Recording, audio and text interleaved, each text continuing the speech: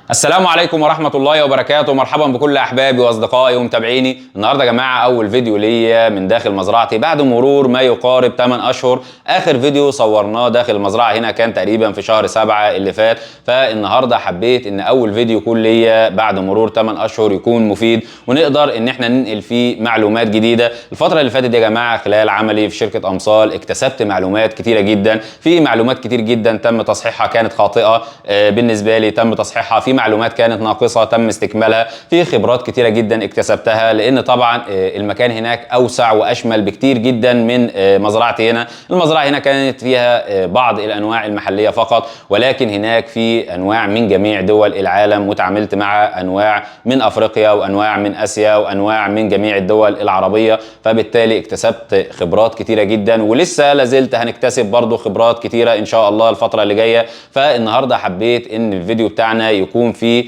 شرح عن بعض المعلومات اللي كانت ناقصة وتم استكمالها، وفي بعض المعلومات اللي كانت خاطئة وتم تصحيحها. ومن أهم المعلومات اللي اكتسبتها يا جماعة هنتكلم رقم واحد عن الكبرى المصرية. معلومة سريعة نراجع بيها عن الكبرى المصرية. طبعا احنا عارفين الكبرى المصرية موجودة عندنا بامتداد نهر النيل من أسوان حتى الإسكندرية، منتشرة في جميع الأراضي الزراعية المرتبطة بنهر النيل. احنا عارفين كويس جدا الكبرى المصرية عندنا في مصر كلها واحد، وبتمتلك مركبين من السم، نيروتوكسين وسيتوتوكسين. نيروتوكسين سم عصبي، سيتوتوكسين سم مناعي، فبالتالي جميع الكبرى المصرية داخل مصر هي نفس النوع الناجا هاجا. ولكن المعلومة الجديدة اللي أنا ما كنتش أعرفها بعد عمل تحاليل على سموم عينات مختلفة من بيئات مختلفة، يعني عملنا عينات مثلا عملنا تحاليل على عينات من اسكندرية وعينات من البحيرة وعينات من الفيوم، عينات من بني سويف، عينات من قنا. فالمعلومة الجديدة اللي اكتسبناها يا جماعة والمعلومة الجديدة اللي أنا ما كنتش أعرفها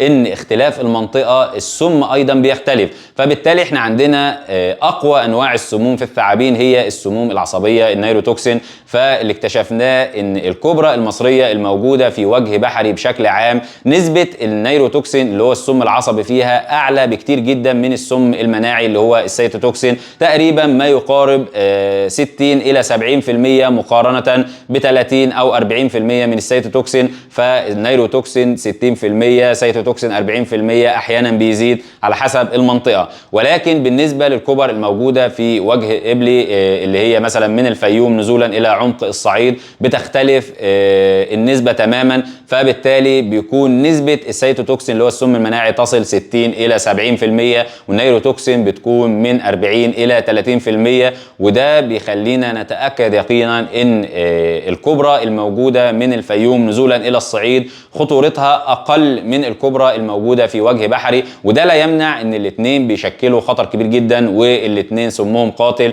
والاثنين بيمتلكوا سم لو لدغ أي شخص ولم يتم إسعافه ولم يتم أخذ المصل، فبالتالي الشخص ده بنسبة كبيرة جدا هيموت من السم ده. والاختلاف مش بس بين الكبرى في وجه بحري والكبرى في وجه قبلي، ولكن اختلاف أيضا في عمر الكبرى، بيختلف أيضا في تركيز السم. يعني لو جبنا كبرى عمرها سنة أو سنتين وأخدنا منها نقطة ولنفترض 5 مللي، وأخدنا من كبرى كبيرة من نفس المنطقة ونفس المكان، أخدنا من كبرى عمرها 10 سنوات أو 15 سنة نفس ال5 مللي نفس النقطة، هنجد أن تركيز الكبرى الكبيرة تركيز السم بتاعها بيعادل الضعف عن الكبرى الصغيرة. يعني السم في الكبرى الصغيرة تقريبا التركيز بتاعه 50% من الكبرى الكبيرة، فبالتالي الكبرى الصغيرة أيضا خطورتها أقل من الكبرى الكبيرة، حتى لو الاثنين نفس النوع، حتى لو الاثنين موجودين في نفس المكان. وأيضا الأنواع اللي موجودة في الصحراء الشرقية زي مثلا الحية المقرنة السرستس سارستس والحية القرعاء السرستس فيبرا، النوعين دول يا جماعة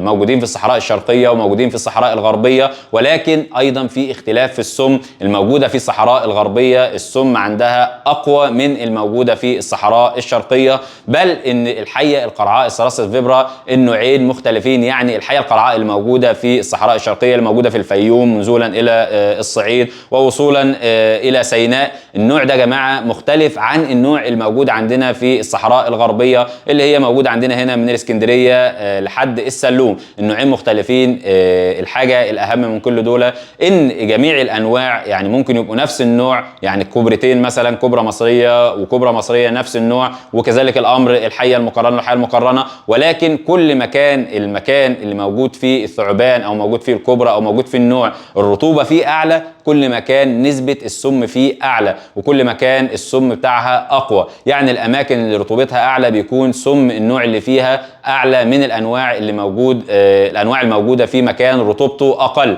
يعني دي بعض المعلومات، انا مش عايز اطول على حضراتكم، دي بعض المعلومات اللي انا اكتسبتها من خلال عملي هناك. فباذن الله هنعمل سلسله عن المعلومات ديت، وكل فيديو باذن الله هنقول معلومه جديده وهنقول حاجه جديده عن المعلومات اللي انا اكتسبتها، المعلومات اللي تم تصحيحها، الخبرات الجديده اللي اكتسبتها. ففي الختام اتمنى ان اكون افدت حضراتكم، واتمنى دعواتكم معايا، والسلام عليكم ورحمه الله وبركاته.